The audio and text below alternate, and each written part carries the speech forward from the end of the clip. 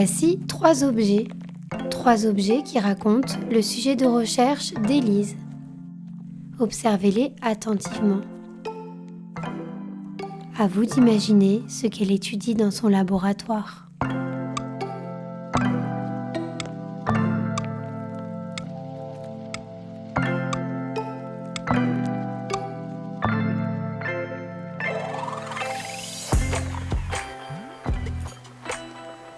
Bonjour, je m'appelle Élise. Vous me direz, voici 2 très jolies voitures. Et si je vous disais que ça n'en était pas? Si ce sont uniquement les représentations de 2 voitures? C'est là toute la délicatesse de mon travail. Je compare le comportement des conducteurs en véritables véhicules à ce qu'ils font dans des simulateurs de voitures. Mon simulateur est, comme ce casque de réalité virtuelle, composé d'un écran. Sauf que le mien est un peu plus grand, il fait 2 mètres par 180 degrés, se trouve derrière un demi-véhicule complet et il se déplace sur des rails et des vérins.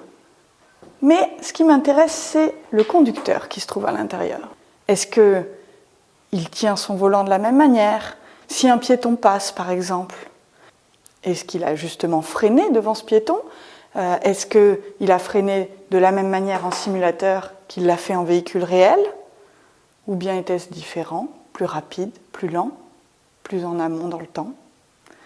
Je vais également m'intéresser à son corps. Je vais écouter son cœur, son rythme cardiaque, sa respiration. Je prends également sa transpiration.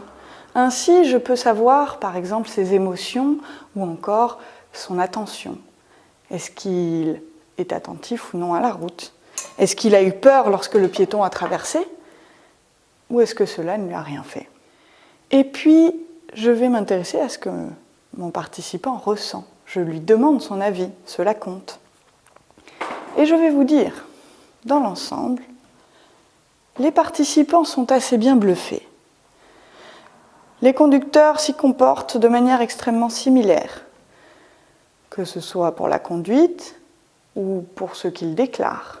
Ils vont simplement trouver cela un peu plus difficile physiquement, par exemple, à conduire. La différence va se trouver dans les émotions. Le conducteur n'a pas eu peur face au faux piéton, alors qu'en vrai, son rythme cardiaque s'est emballé. Sachant cela, il ne reste plus qu'aux chercheurs et ingénieurs à améliorer les simulateurs pour qu'ils se rapprochent encore plus des véritables voitures.